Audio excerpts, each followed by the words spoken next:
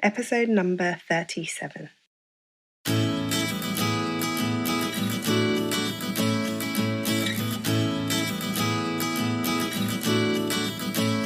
Hi, you're listening to the Careers Beyond Motherhood podcast with your host, Janine Esbrand. I'm here to help working mums like you to thrive in your careers and in motherhood. I share tips, strategies, and inspirational conversations with awesome women to help reduce the struggle in your juggle. Time for a say, Mummy. Hello, and welcome to the show. It is awesome to be back behind the microphone and hanging out with you again on the show. How's your week been? How are you? I have had quite a different week this week because my husband's been away on a business trip, and this is the first time I have been flying solo as a parent for a significant amount of time. So he's been away for the whole week. So he will have been away for 6 days when he returns. And so I've had to do everything myself, and it's been challenging, it's been fun, it's been stressful, all of the things. And so I just want to take a moment to take my hat off to all the single mums out there and single dads out there who are doing parenting solo all of the time, because it is definitely not easy.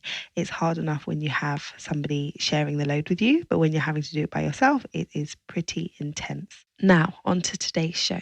So we are continuing our Create Your Own Flexibility series, where we are interviewing business women who have decided not to go back to the corporate world and instead build their own flexibility through running their own businesses. So we are talking to a range of different women over the coming weeks who have created different types of businesses and are at different stages of their business growth. So last week we spoke to Gwendy Kleeser, and she is a branding expert. So she shared with us all the things we need to think about when it comes to building your brand the right way.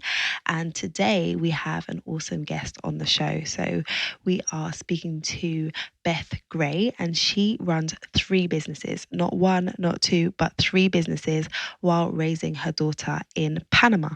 And one of her businesses is a law firm. So she runs a small law firm, and it is run on a flexible basis.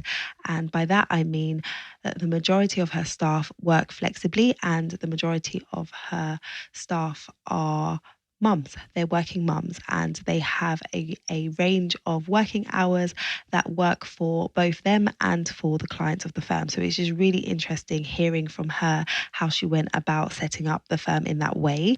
And we also talk about the importance of boundary setting and maintaining your sense of priorities when you are a busy working mum. So there is so much gold in this episode. So without further ado, let's jump right in.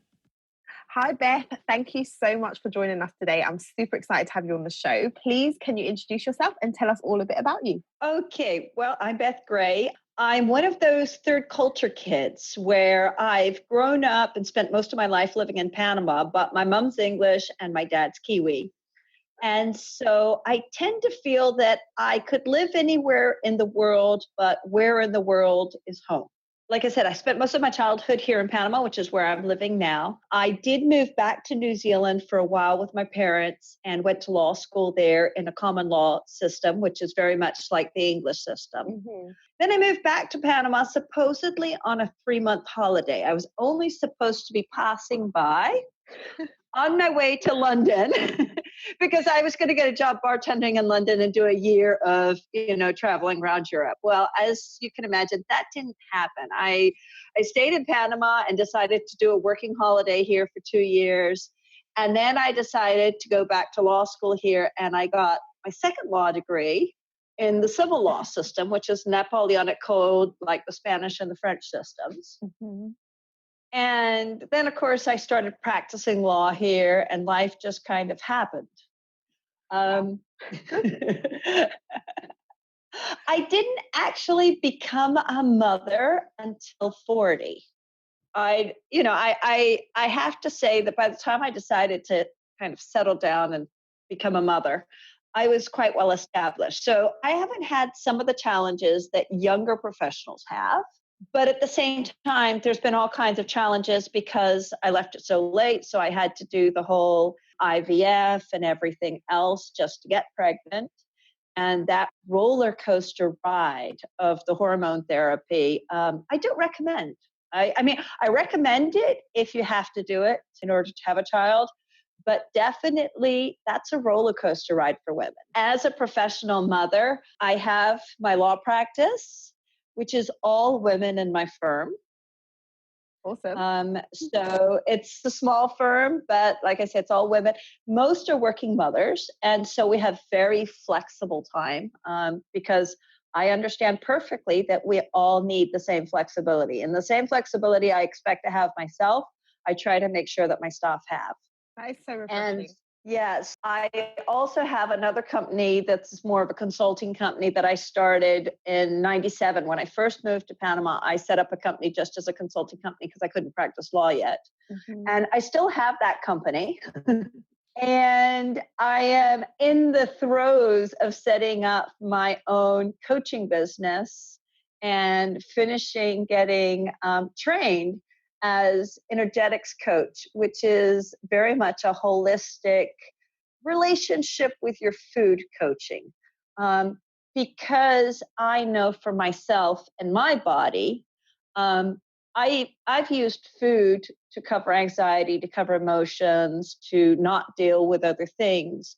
And so something that's very close to my heart that I'm very much want to help other women with exactly the same challenges I've had. And I found it's a really beautiful thing just in my own personal life as I've learned it.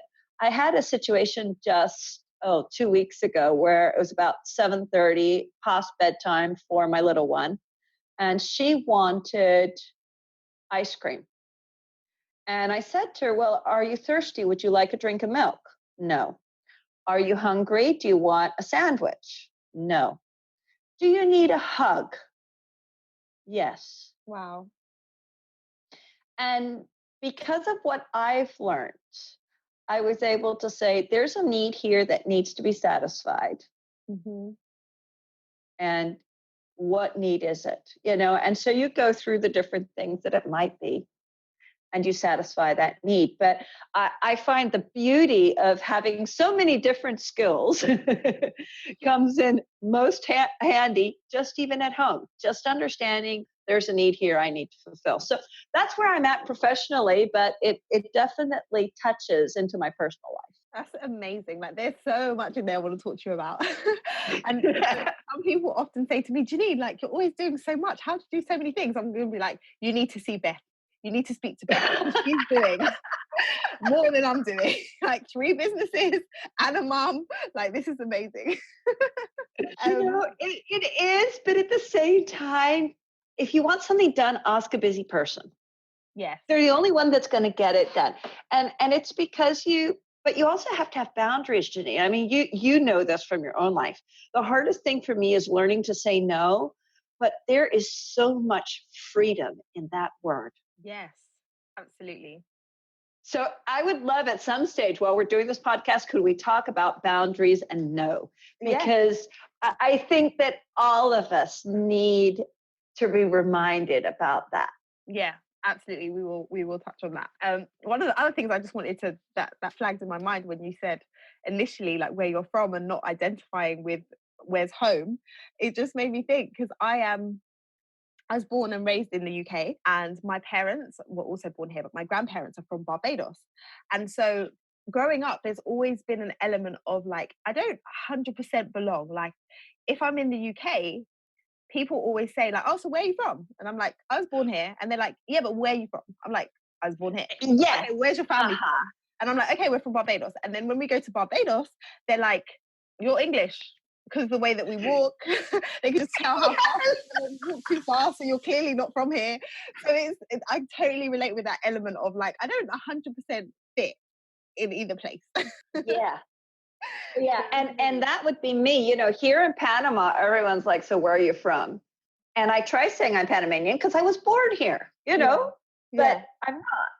And I go back to England, and England is probably where I feel the most at home, and the most I stick out like a sore thumb. It's crazy. Because I'm just so not English, but it's like, where's home? Where is it? But it's cool. So you're a child of the of the globe, so it's fine.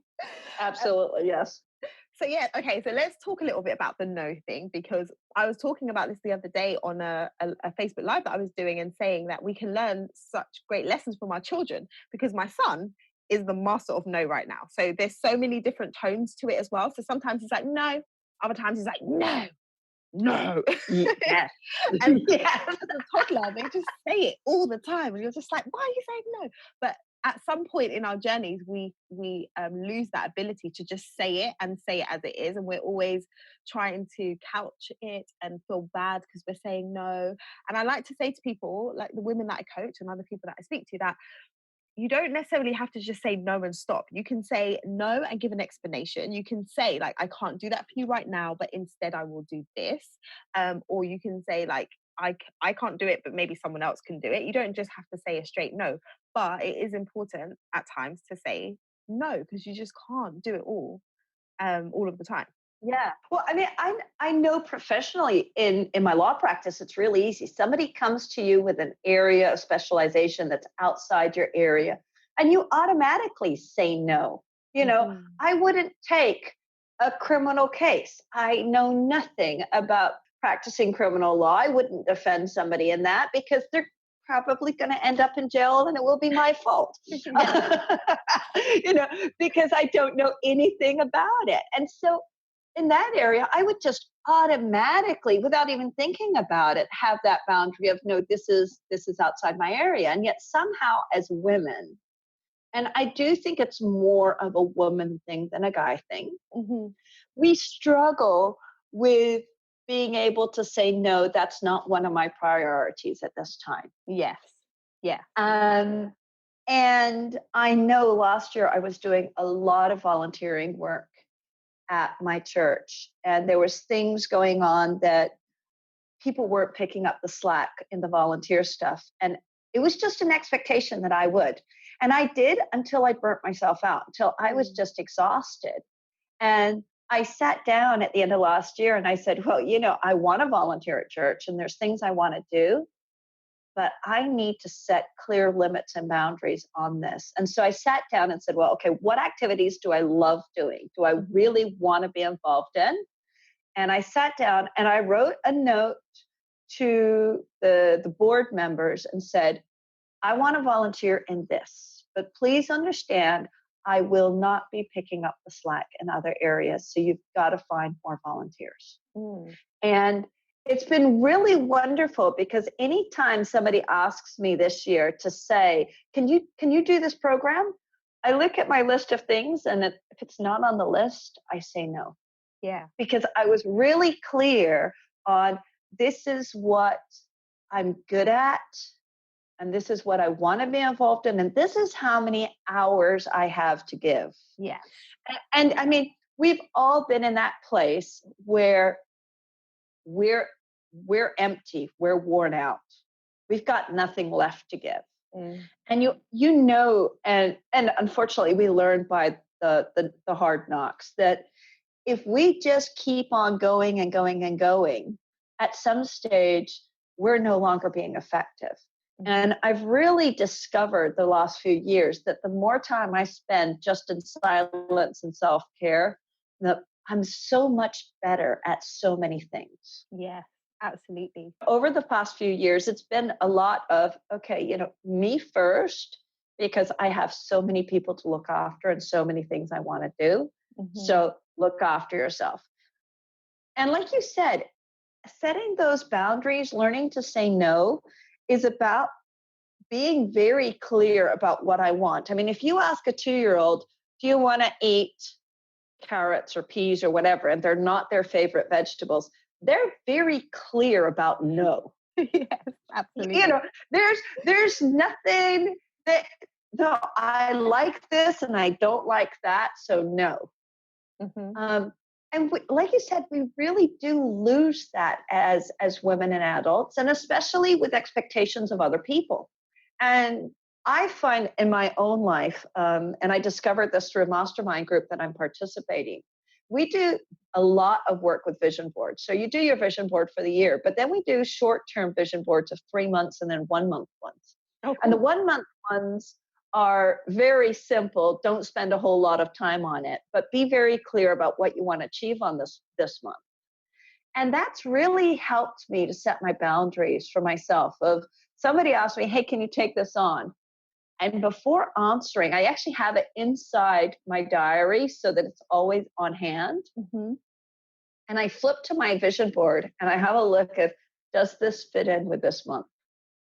And if it doesn't fit in with this month, let it go. Yeah, that is so good. That is so, so good to have those boundaries. And the thing is, when with other people, when they're asking you to do stuff, they're just thinking about their to-do list, right? They're just thinking about what they need to do. And so they're just going to ask. So it's up to us to protect our time and say no, because people are going to ask. They have no idea what else is on your plate. They're just going to say. So if you don't say, we can sit there and get all upset that, oh, I've got so much to do and they're asking me, but they don't know what else you have to do. So it is important for us to keep checking in and saying, well, actually, what is on my plate this month and what do I want to achieve? So I love that, to say, okay, these are my focus. And I like to say, have three things that are your focus for this month that you would love to. Absolutely. And that's exactly what I work it with. Yeah. I work it with 3 main points for the month. And then each one of those 3 points has 3 subpoints. And if I did those 9 things, I'm done. I'm good. You're good.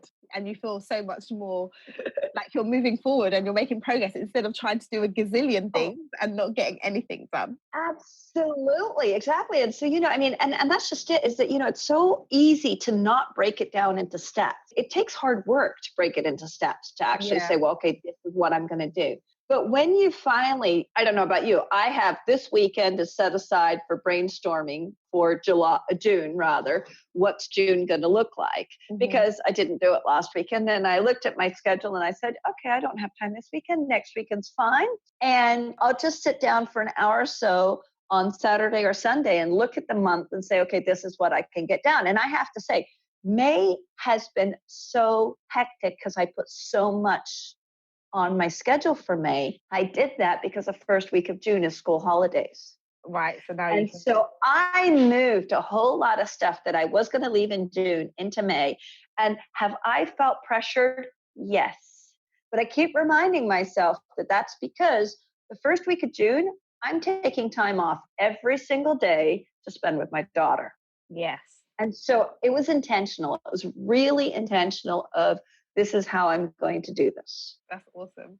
Can you speak a little bit more about your firm and how you set it up? Because I love the fact that you created an environment where people can work flexibly, because I'm totally over here trying to encourage organizations to adopt more of a flexible approach, because I find that women can be far more productive if they're allowed to work in a way that works around their family. So it'd be good as a business owner and someone who leads a firm and a team for you to talk about a bit about the dynamics and how it works. Okay, well, one of the things that I keep in mind is the fact that our client base is either in North America or in Europe. So having an early start for us works really well, because it means that with the European clients, get attended before lunchtime their day. Okay. And so, for example, I have one mom who starts at 6 a.m. and finishes at 1 p.m. And that's it. She doesn't do lunch hour. She just works straight through with a 15 or half an hour, well, 2 15-minute breaks. And at 1 o'clock, she's home before her kids get home so she can make lunch. Awesome. Works really well because of the European clients. I've got a lawyer who works immigration who does something similar. Our immigration department office opens at 7 a.m. So she's in the office about 6:30 so that she's at immigration by 7, and she's usually home by 3 o'clock in the afternoon. I mean, all of them have office phones. They have office laptops. So, if there's something they need to finish up, they can finish up at home. Yeah. But typically speaking, they're in the office before morning traffic starts to build up. So they're not having the problem of hitting traffic here, which in Panama City is really important. I know some people spend 2 to 3 hours getting to work in the morning and 2 to 3 hours to get home. Wow. And so this all started because I was trying to give staff flexibility so they could miss the traffic jam, so that they could, and so it actually started because of that, trying to say, you spending 2 hours in traffic is just not a good use of your time. Pick your hours according to how you can miss traffic. So I had some staff that preferred to show up at 10 in the morning and work till 7. The only thing I ask of the staff is choose what your hours are going to be, and then as much as possible, try to stick to that. Yeah. This is not complete flexi time where you can show up anytime you want. Yeah. Obviously, I'm flexible that you could ask me for changes because of X or Y situations, but I want some consistency of knowing that you're always going to be here at a certain time. Yeah. And so, basically, when I'm hiring staff, I let them choose their hours at the very beginning of the relationship. And then if they need to change that because situations change, then we do. And so typically, my office at 4:00, I'm the only one working still. Wow. Typically, because everyone's chosen earlier hours, because and also that works really well because government offices tend to open at 8 or 9. Mm-hmm. And so some of the staff are in the office, they've answered the emails, and they're at the government office at 8 a.m. when it opens, as opposed to getting to their office at 8 a.m. when the office opens. Mm-hmm. And then, you're at the government office at 10 when everybody else is there. Yeah, love it. So can you tell us a bit about your kind of dynamic with your daughter, like your home life? So you was talking about boundaries and stuff. So do you find that like spending that time with her on the holidays outside of... For example, next week is midterm break here. So she'll be out of school for a week. And basically, I'm not taking the week off work, but what I'm doing for next week is that I'm not going to show up in the office any day before 10 or 11 a.m. So at 7, we'll go to the park or whatever. We'll go ride bicycles. We'll go do whatever we want to do. And at 9 o'clock or 10 o'clock, I'll be home and have a shower, and then I'll get to the office later. That takes into account the weather here because obviously we live in a tropical country, which is quite warm. Yes. I'm not going to take her to the park at 11 o'clock in the morning. That's just not going to happen. It's also playing with that sort of thing where I'm just doing what works for me as a mom, as well as, okay, well, I've got the business. So I've let everybody that needs to know, I'll be late every day. And that's what I'll do next week. There are schools holidays where obviously I take time off. And I had one year, not last year, the year before last, where I didn't have a nanny over the school holidays. And so she was in the office every day, or I was working from home. And I admit I kind of went crazy, and that will not be done again.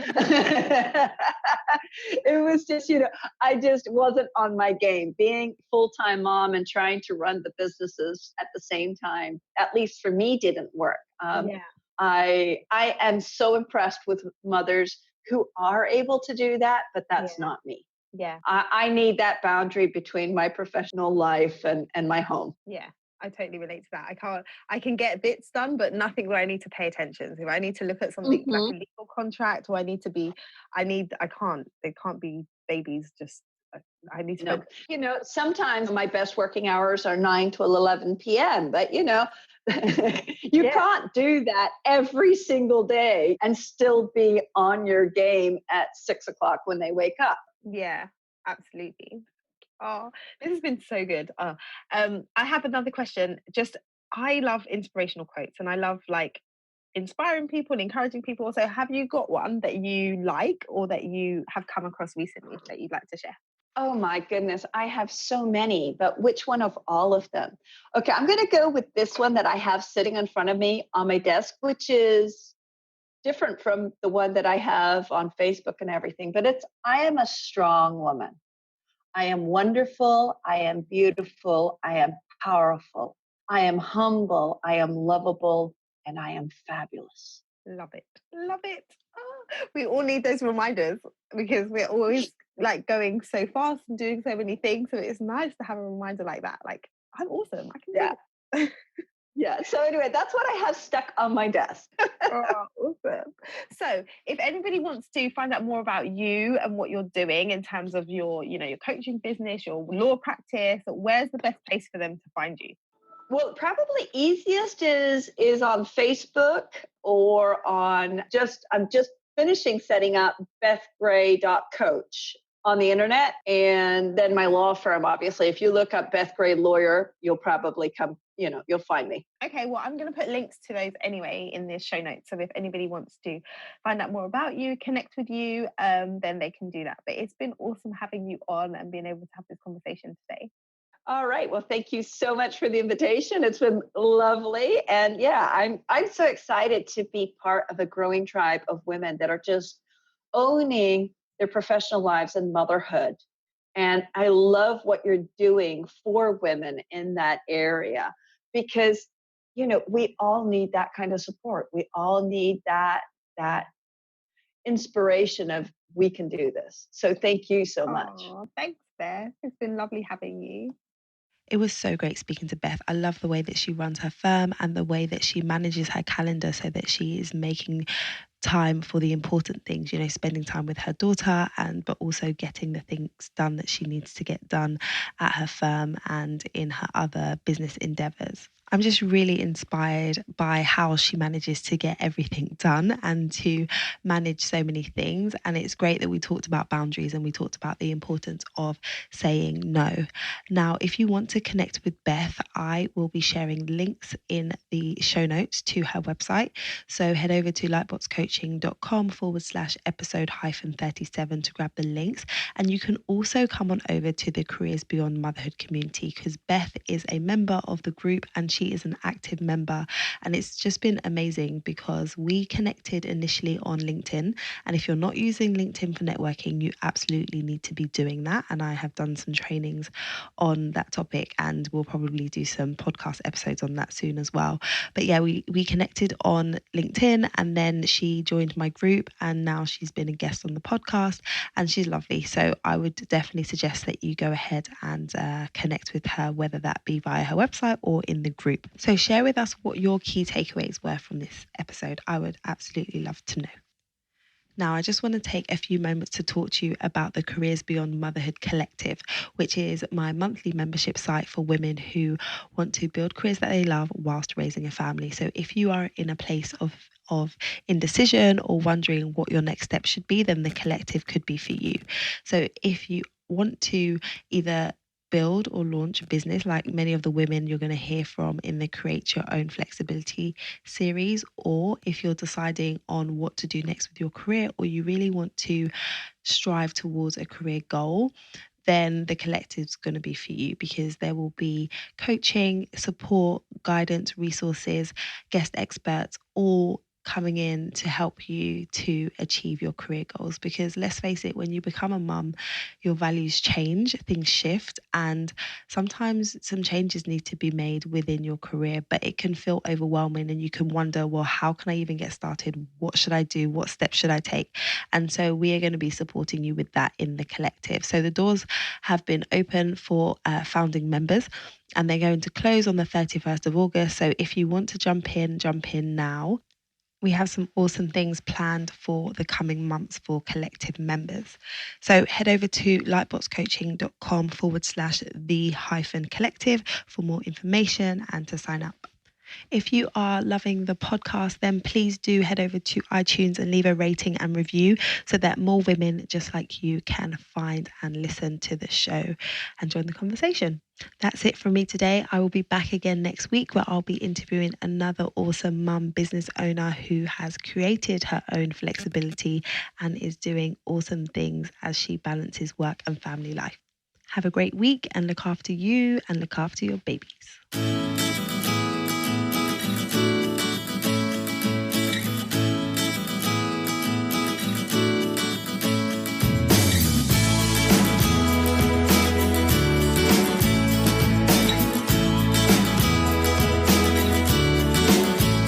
This podcast features music from Ben Sound.